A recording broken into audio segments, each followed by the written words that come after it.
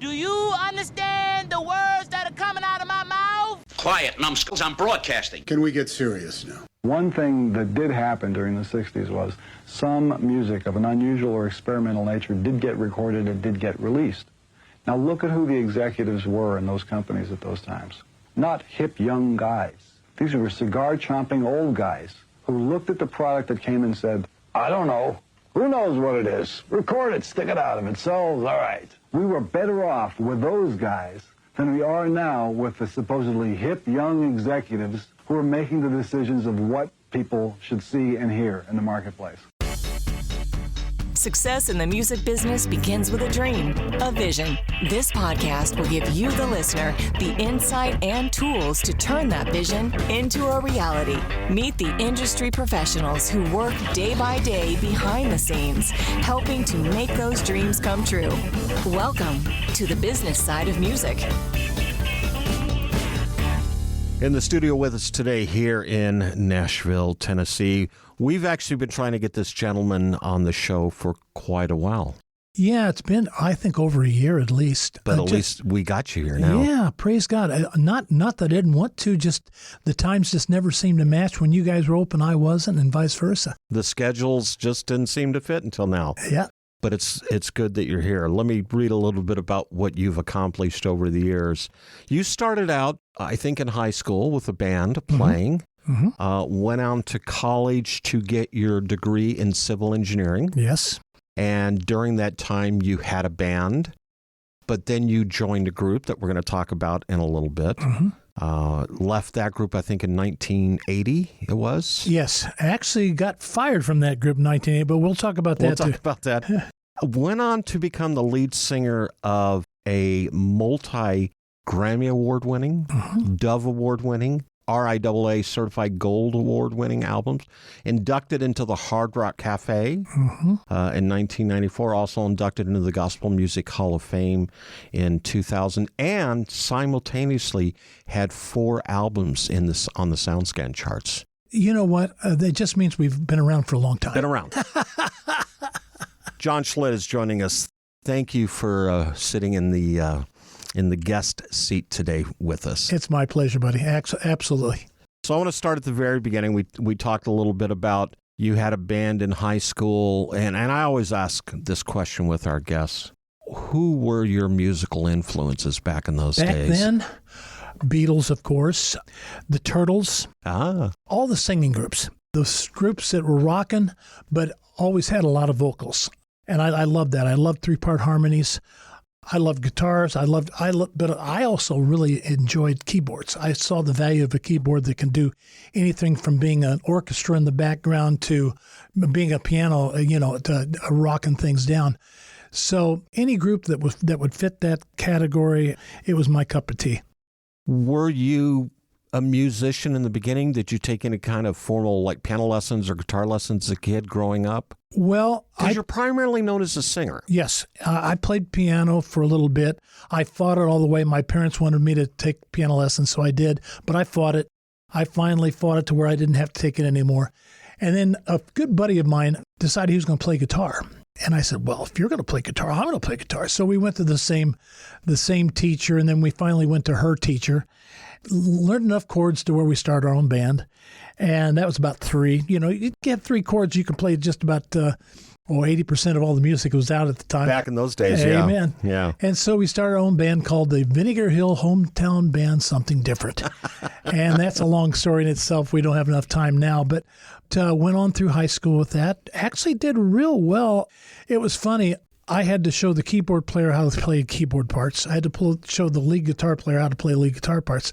And what's funny was I wasn't that good in either one of them, but I would just always sit by the record and pick out the parts and do that. And notice I said record, I didn't say CD or cassette. Right. And it was fun. And the reason I was a singer is because nobody else would. I wanted to play rhythm guitar and maybe sing a little bit and have a front guy, but no one would ever do it. So I had to sing lead. And then when I went to college, I tried out for a frat band that needed rhythm guitar player that could sing. So I tried out. They had a big meeting. I played guitar and I sang, and they had a big meeting, came back and said, okay, our lead singer plays better rhythm guitar than you do, but you sing better than he does. So from now, we don't want you to play any guitar, just want you to sing. And that's when I realized that, I'd hit my limit and my guitar playing was pretty bad. Keyboard playing, I wouldn't even do it in front of anybody. And so at that time, you could be a lead singer, and there was a lot of lead singers that didn't play guitar or keyboards. And so I became a lead singer. While in college, and as I mentioned in the beginning, you were studying to be a civil engineer, I take it? Yep. But the music bug definitely had bit you. It was there. From when I left my band in high school. In my freshman year, I did nothing but study. I was scared to death that I was going to flunk out. Because you hear that first year you're going to flunk out no matter. So I actually took college seriously and did real good my freshman year. But the summer between my freshman and sophomore year, I ran into this band that turned out to be the band called Head East. Right. And that summer, oh my gosh, we just clicked. We had everything we needed, and we went from a sock hop band, which is, again, for us old timers, we know what that means. All you kids have no idea, but that's okay. And it went from that to being a big college bar band in about a 4-state area. Well, that was great during the summer, but it didn't stop during the summer, and I started my sophomore year in college, and I was never in college. We were playing all over the place, and I would try to drive back home to get an 8 o'clock class and sleep through that. And make a long story short, my sophomore year, I went from probation on the first semester to double probation on the second semester. I finally had to quit the band. I said, guys, I promised my parents I was going to get a degree. I've got to do that first. Well, we're going to be big by the time you finish college. I said, you probably will. But they went through about 25 different people in that 3 years period where I was in college. And the day I took my last final exam, I was on stage back with what they called Head East at that time, which had morphed into something really weird. And we lasted about 6 months, and then the band broke up. And I finally said, okay, now we've stopped playing games. Let's get the band that was part of the band when just before I left, got everybody back together, had a meeting, said, listen, we were winning. Let's do it again. And so, except for the fact that we had to change a guitar player, who ended up writing Never Been Any Reason, which is a classic, and Love Me Tonight. He pretty much was the guy who wrote a lot of the major songs for us. We started the band over again. And we went from, again, playing in college bars, but we also started doing original stuff right away. Did our own record, produced it ourselves, financed it ourselves in 1975. Didn't come out till 76. And when it came out, all we saw it as is a demo album instead of a demo tape. And we were trying to sell the album to get our money back and send it out to all the labels. And we sent it to a couple of radio stations. Actually, our future management got a hold of it and said, oh my gosh, this is a hit record, and sent it to some major radio stations that were breakout stations at the time. And it went number one in both stations instantly in the Midwest. And all of a sudden, we're getting calls from record companies to come and see us.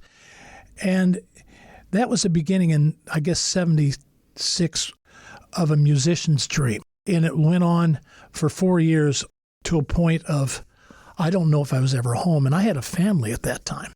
And it's funny, even if you have a dream, if you do the dream over and over every night, it gets old and it's never enough.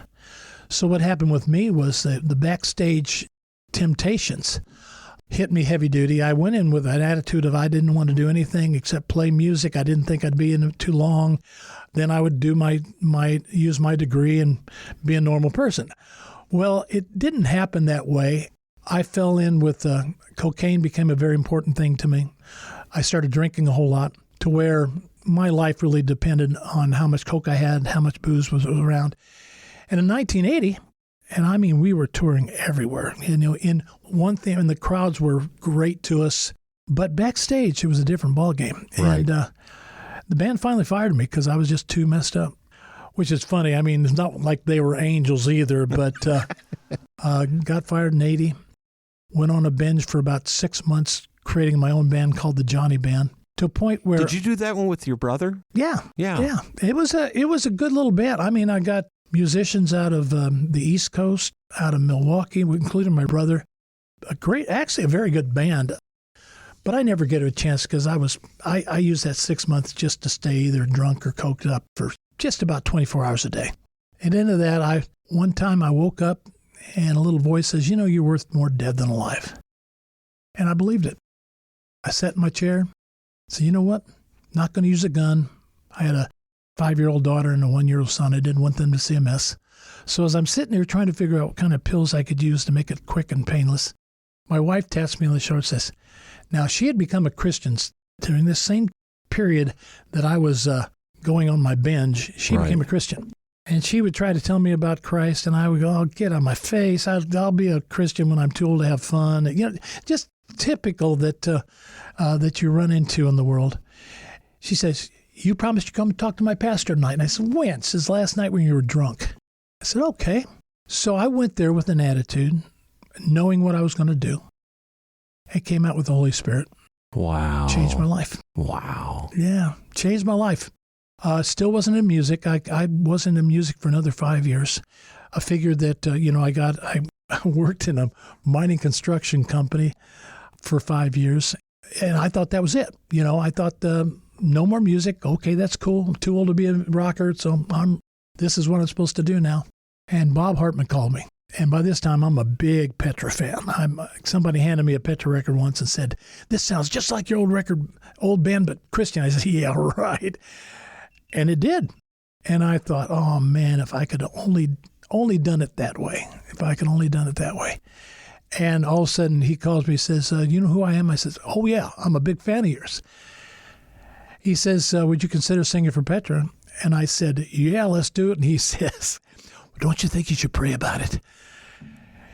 I said, yeah, but I knew. Yeah. I knew. About 6 months later, I was singing for the first time sober in 7 years in front of about 6,000 people in Brisbane, Australia.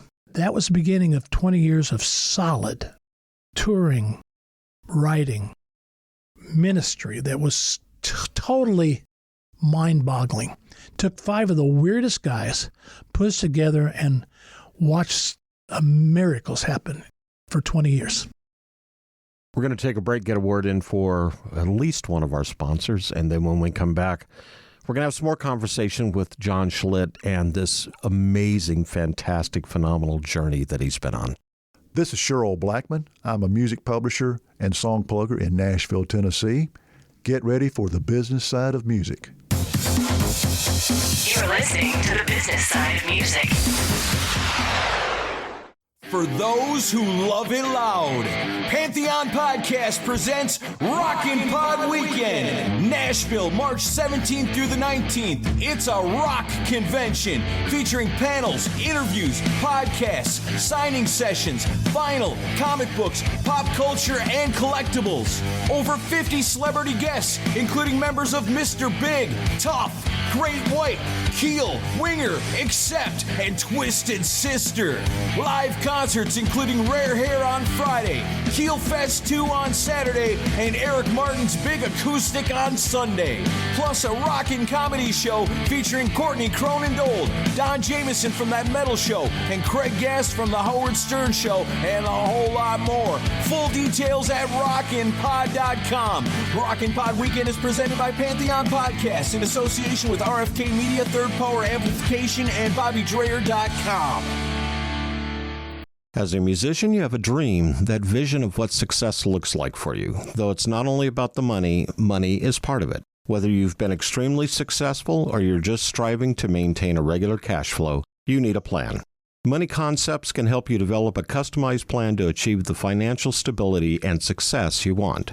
For over 40 years, Money Concepts has been providing holistic financial planning services to individuals, families, and business owners. As an independent firm, Money Concepts and their associates are committed to always represent the best interest of the client. It's really about a committed, benevolent interest in them personally. This independence, coupled with that committed, benevolent interest, means they represent you, the client, not a product supplier. It's not about selling products, it's about helping you achieve success. To learn how this can benefit you, contact my buddy, John Adams with Money Concepts at 737-867-9309. That's 737-867-9309. You can also email John at jadams@moneyconcepts.com. You're listening to the business side of music. Back in the studio on the show with us today, John Schlitt, who, along with being the lead singer of Head East and the other band, what was the name of that band again? That band was called Petra, yes. No, I meant the one that's about a mile long. Yeah, Vinegar Hill's hometown band, Something Different. Actually, it was Something Different, but I always loved Vinegar Hill's hometown band. I came from a little town called Mount Pulaski. It was in Illinois. It's about in the middle of Illinois. And it used to be for all the gangsters in Chicago, they could come down at the station in Mount Pulaski, come up to the square. And the square at one time, it was built on top of a hill. And the square was nothing but bars. Illegal, but still bars. Right. And so it was called Vinegar Hills. Ah. So that's how I got the name. But then you did go on to join the group Petra. Yes. Which really, I think, put the Christian music industry, not just the scene, but the industry, really put them on their ear. Who are these guys? What are they doing? You, as a band, especially during your tenure, broke through so many barriers and walls. I mean, you reached an audience that was secular. Well, that was our goal. I mean, our goal was to reach as many people as possible. Back then, the radio in cars had 5 push buttons. And there were stations out there, Christian stations, that were really trying to compete with other secular stations. And what we wanted to do, and several other Christian bands too, wanted to give them ammunition to where those stations could play our music and compete with the secular side of things. Rock and roll is rock and roll. It's an exciting music form, very exciting music form. The only thing is the enemy knew it way long before we've seemed to figure it out, and they were using to full potential. And I wanted to take that exciting music form and sing about the most exciting subject of the history of mankind, Jesus Christ.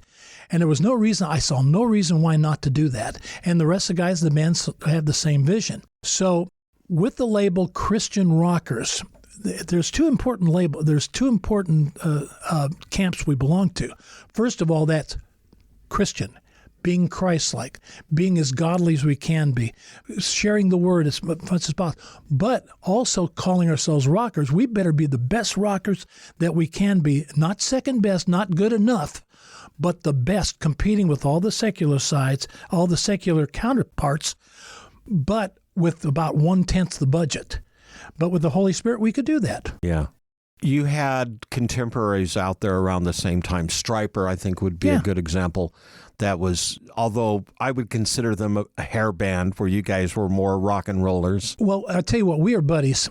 They will say, hey, you want best rock band, Petra. We will say the best heavy metal band, Stryper.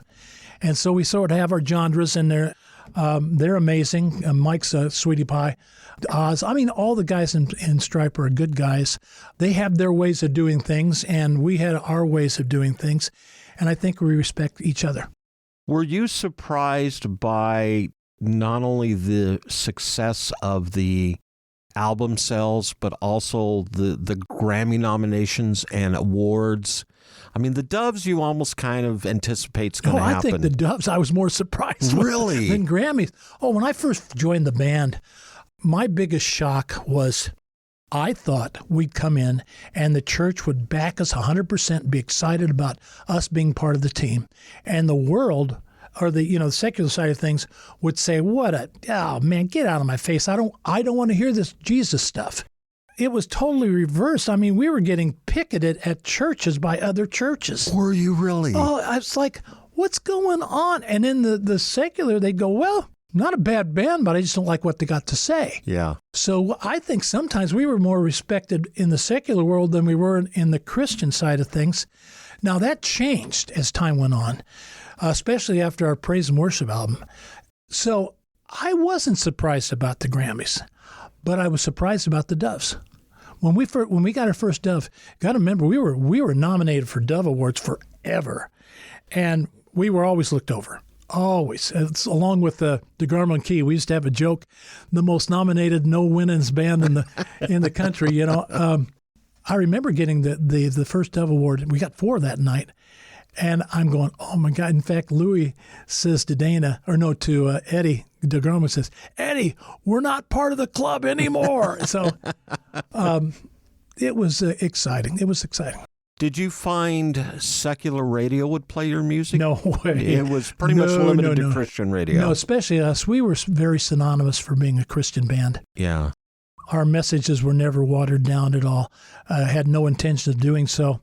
It wasn't like we said, well, God. No, we said Jesus. And our secular side of the industry, that at that time was A&M Records, says, can't you just say God? Can't you just change it to God? And no, we weren't singing about just, if you say God, it can be anybody. It's the typical just God, the big guy in the sky.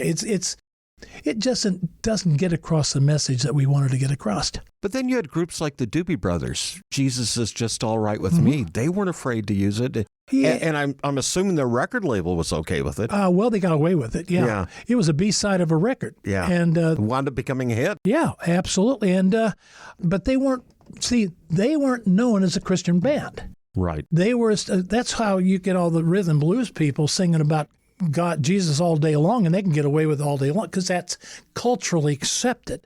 A bunch of white guys singing about Jesus was totally taboo, and but we didn't care. It was what we were supposed to do, and it slammed a lot of doors in our face. Again, like I said, secular radio at the time, MTV, no possible way. And we had some decent videos. There's no way. What types of shows were you performing? Were you at mainstream venues, or were you at churches, or was it both? For a certain time period, we were doing all major 4,000 or 5,000 seat halls. Yeah. Which was good for us because it was non-threatening. All the churches could join together with it. You go and play at a church, all of a sudden it's like, hold it. No, you're at so-and-so's church. We're not coming. Right. Which is a shame. It's being part of Petra, we got to see the major pluses and the major negatives of the body of Christ. Yeah. It's all the same God. Oh, absolutely. And at least it should be. Oh, well, if you're calling yourself a Christian, you don't have an option. Right. Christ, Jesus Christ. I mean, the idea of dividing because you don't like the color of the building, it's saddening to me. Yeah. You stayed with Petra through its retirement? Oh, yes. Yeah, we played 2 shows New Year's Eve on 2005, 2006. That was our last official Petra shows. Right. Was there a reason for the band to retire at that point? There sure was. We did an album called Jekyll and Hyde, the last album we did. It was second to last album. It was probably the rockinest album we'd done in a long time. There wasn't a station in the Christian station U.S. would play us. And it was a rockin' album. And we went out and we toured it heavy duty the year it came out. I mean, we played everywhere we possibly could. And the beginning of that next year, no festivals, nobody wanted Petra. And we said, okay, we've had an amazing run with over 2 or 3, 4 generations. Nobody wants us anymore. We can't pay our guys. It's over. And so Bob called, and by this time, I'm sort of anxious to start my solo career again anyway. But I wasn't going to do it until Bob basically said, I think it's done. And this is Bob Hartman. Bob Hartman, right. Yeah. By this time, he and I were partners in the band. And he called me up and said, John, band's over. I said, why do you say that? He says, well, there's not a festival going to have us. And that's a pretty, we had 2 shows in June, I think. He said, let's just do the 2 shows in June and then we're done. This was like in February, March. And I said, that sounds good to me, buddy. Really, it was. It felt right. But we had one more record to do for the label that we were on at the time. But the truth was we weren't that happy with the label, so we weren't sure if we were going to do it anyway. But we finally said, I hung up the phone, I thought about it and said, well, one of the reasons why Petra's attendance has been, I think, down, because by this time I'm doing solo stuff and I'm getting, my shows are doing pretty good. I think it's because Petra was there every year. We toured every year. So it was almost like, I can't make it to love Petra, but you know what? I'll see him next year. So I called Bob and said, you know what? We have one more record. Let's do a farewell record, and let's do a farewell tour for the purpose of anybody who wants to see us for that last time can come and see us. And that, oh my gosh, and that was 2005. And that tour, it went great. Probably one of the best tours we had in a long time. But it was great because we actually probably signed autographs longer than we had a show. Every night we'd do a show and we'd sit down and sign autographs. And I'm not kidding. The show was like an hour and 45 minutes. We would sign for at least 2 hours. Wow. Where people would come in and say, this happened to me at a Petra concert, or because of this, and I want to apologize to you. I wouldn't let my kids come to your show, but I've got my grandkids because I discovered you guys are for real. All these kind of things were so amazing. So that was a real exciting time. But that was the end. But we did give ourselves an out and say if there's a revival or a benefit where people would want us to play, we could do that if everyone's available. And that went on for several years, and especially in South America, and then some in Europe. And then the 50th anniversary came along. And Bob calls me and says, meanwhile, I'm doing my solo career. I'm with Jay Sekulow Band. I'm working with Billy Smiley with a thing called the Union Sinners and Saints. I've got a new record out, oldest new record I've ever had, called Go, that I want to tour, which I still haven't been able to do yet. But Bob calls and says, it's going to be 50 years, our anniversary. Maybe we should go out and do it. I said, that'd be fun. And we did 8 shows last year, in 2002, which was the year that Petra, the name Petra, started 50 years ago. And they were amazing. I mean, it was fun. And all of a sudden, we're getting calls left and right so we're probably going to do it this year and possibly next year, because that's when the first album came out in 50 years from 2004. So it's an exciting time. It's an exciting time. We're going to take another break, get another word in for one of our sponsors, and when we come back, we're going to continue to have some conversation with John Schlitt. Hey, this is Tim Sharon, and you are listening to The Business Side of Music. You're listening to The Business Side of Music.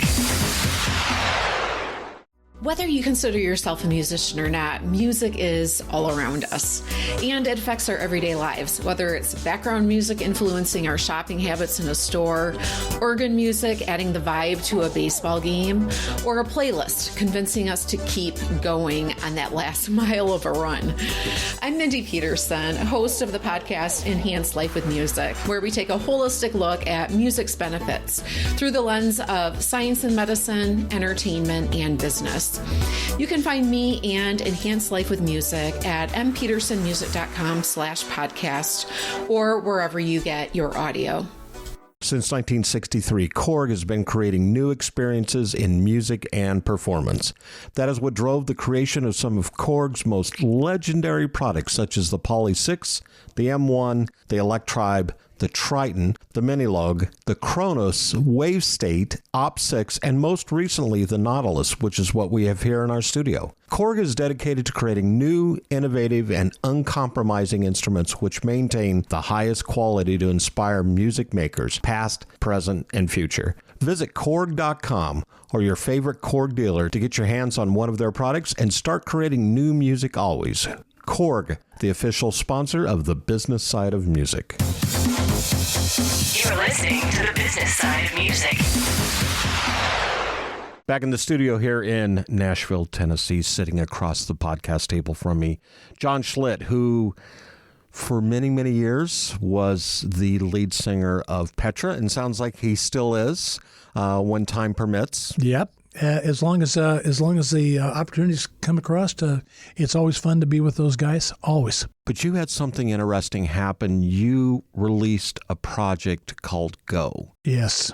And it came out possibly at about the worst time anybody could ever release an album and not be able to get out and promote it. I think you beat COVID pandemic by about 2 weeks. Actually, if it was 2 weeks, I think it was more like a week. Wow. And talk about take a brand new record that you love and put it on the shelf.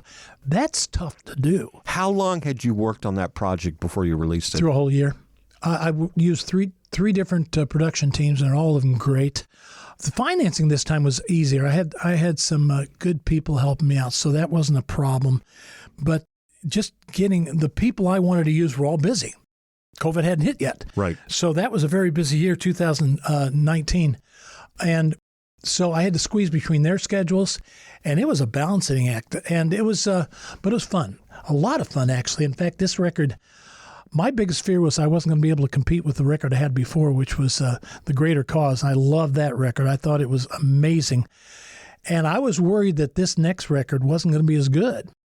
And when it was finished, again, it was a year's flow. I'd forgotten what we did the first couple of months, and when we put it all together, it was like, whoa, this is a stomping record. And I was very happy with it. We had shows already planned out. I had my band sort of not quite all put together yet, but I had a core that I was going to use. And bam, it just closed down. And I thought, well, next year was worse. The year after that, it was like, and then meanwhile, I've got other projects going on with a thing called the Union of Sinners and Saints. I got an album that came out called One More Shot. And then the Jay Sekulow Band is keeping me busy all the time. The Union of Sinner and Saints is a little different flavor, a little different style? Well, it's Billy Smiley of Whiteheart and myself. And the two different sounds of Petra and Whiteheart getting together and writing was actually pretty cool. Yeah. It's got the drive of Petra, but it's got those background vocals that Whiteheart was really noticed for. Not Petra wasn't noticed for, or was well known for their vocals too, but Whiteheart was more of a artsy type of thing, where Petra was more rock in your face type. And the combination is really cool. I mean, that was another one that went through for almost a year, almost a little more than a year. And it was sort of all added together at the end. And it's like, whoa, it's so much fun when you're able to do that. And it all comes together and you go, this is good. So I've got 2 records right now. I'm working there and a Petra tour. So it's it keeps me busy. On the Go album, you co-wrote every song, I take it? Co-wrote every song, which was actually a first for me. And you had some good co-writers with you, didn't you? Yeah, I had my son-in-law, Dan Needham, plus all our guitar players. Please don't ask me to name them all. They just, usually with Dan, we had 6 songs we did, and we used a different guitar player for each 2 songs. Each guitar player played 2 songs, were part of it. And the 3 of us would co-write those 2 songs. And it was really, these guys are artists. They've been around forever. They've got these ideas that have been churning in them, and to give them a chance to bring it out, they're like, this is so cool. So it was a lot of fun doing that. And then John Lowry, my keyboard player for Petra for years, is a real good buddy of mine. And we worked on 3 songs there. Actually, John was more of totally a Petra sound, because but a keyboard direction, and it lent for some really different, cool songs. And then Mark Townsend, our guitar player for the J band, Jay Sekulow Band, and he and I have been around for 11 years together, 8 to 11. I lose count. A long time. A long time. Yeah. He knows me better than just about anyone else, and knew what kind of thing I was into. I knew what he was into. So we combined. It came real natural. When you released the album, like we mentioned, about a week before COVID hit. Yes. When things finally started to settle down, did you re-release it? I mean, did you try to make it a new project, or did you just pick up where you left off? Not yet. In fact, it really still sort of shelved. Yeah. Because Union of Sinners and Saints album came out.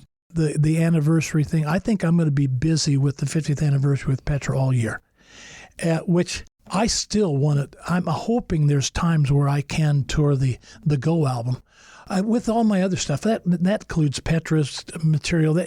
It's my life story through my latest project, which is exciting. But I've got a documentary coming out, my own documentary, which is being pitched right now in Los Angeles. And if they're not interested, it'll probably be out in one way or another. Not to mention there's stuff going on with Petra that I think everybody's going to be very excited about. So it's funny, I'm supposed to be retired. I'm supposed to be sitting in a chair. At my age, I'm supposed to be sitting in a chair and rocking away. I just don't. The only rock I do is on stage. Yeah. I'm very excited about the fact that God's opening all these doors.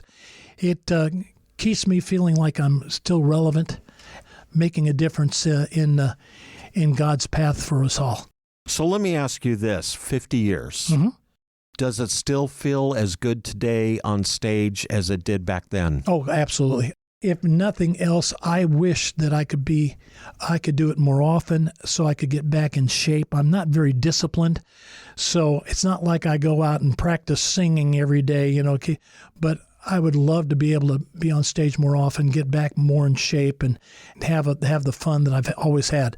I would call myself a Christian gypsy. I'm a musical gypsy. I really like, and what's funny is my family totally accepts it. We have a family that totally supports everything I do, and that's the only way you could do it. As a Christian, that's the only way you could be a Christian artist, and that is if your family is totally 100% behind it.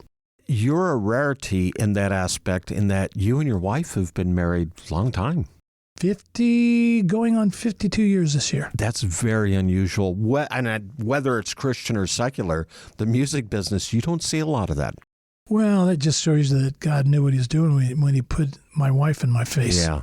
And listen, I fought it. For the first 10 years of our marriage, I was the biggest jerk in the world. I spent the last 40 years trying to make up to her. What's next for you? Are you thinking about another project on top of everything else you're doing, or just you got a full plate as it is? I've got a full plate. Yeah. I think as far as next record, until Go gets a chance, I don't like wasting. Yeah. And on top of that, like I said, I keep mentioning Jay Secular Band. We may end up doing a record. That band is amazing. The Union Sinners and Saints, we're having fun together. Again, the team I got together for the Go record, still want to get together with those guys. And then Petra. Petra is happening at least probably for the next couple of years. So I'm not complaining, but I just only have so many days of the year to work on. How can people find you, your music, your tour dates, all that good stuff? Just Google johnschlitt.com or johnwschlitt.com. I'm working on a website that we just built a new one, but we're having problems getting it connected. So every time I go to it, it's either the old one or the new one. I would like to have the new one up because I think it tells a little bit more, looks a little more current. But the old one keeps popping back in, and it's so cool. It's cool too. So it's johnwschlitt.com or johnschlitt.com, and just it talks about my ministry, which is Build It Ministries, and my touring, my family, my extracurricular activities like my woodworking and all that. So, and that's something we didn't touch base on, and I'd like to for a moment, if you don't mind. And that's your 501c3, your Build It Ministries. Yes. Can we go down that road for a minute? I would love to. I have been very blessed through the years with Petra, even with Head East. I was given an opportunity to learn how to be a front man later for Petra with Head East. It cost me almost my life, but God knew what he was doing. And as time went on, I have more time on my hands now. Like I said, I'm not touring as much as I'd like to, but in that time period, I felt like I don't like to waste time. And God opened up some doors for me to be able to help other people. My vision for Build It Ministries initially was I was going to go out and do free concert for churches. They were going to charge money for the concert and use that money to help, like put new roofs on a church or this kind of thing. And the churches just didn't see that vision. So I started helping individuals that they slip through the cracks. They're too successful. Like the one lady, she had a business of her own, got sick, almost lost the business, and meanwhile her home is degenerating. So I went in, and the ministry went in and replaced her heating and air conditioning, her stove, her dishwasher, put on a new deck in the back, rebuilt an apartment that had degenerated, or pretty much was uninhabitable. Yes, and now she's able to rent it, and just that kind of stuff. And then there's a young man who got in a traffic accident and was actually officially died, came out of it, but has had a little bit of a brain damage and is struggling with getting work and trying to get disability. I'm working with him right now. Just stuff like that there isn't like a super cause, but it comes across my path and I'm able to help only because of generous people who believe that if they have extra money and they give it to me, I'm going to use it the best I possibly can. How can they donate that money to this cause, to the Build It Ministry? Probably the best way, again, is to go to johnschlitt.com. Thank you so much for being on the show. Oh, Bob, it's been my pleasure, buddy. Thank you. I've been, like I said, we've been trying to do this forever, and finally we're able to just all fit together. And I do thank you for being interested in what I do, what Petra does, because it gets the word out, and they can see that if our ministry, our what we do can fit in and help others, let's do it. Absolutely. The Business Side of Music is the creation of Tom Sabella and Tracy Snow and is produced by Bob Bender. The Business Side of Music is recorded at Music Dog Studios in Nashville, Tennessee. Production sound designed by Keith Stark. Voiceover and promo by Lisa Busan.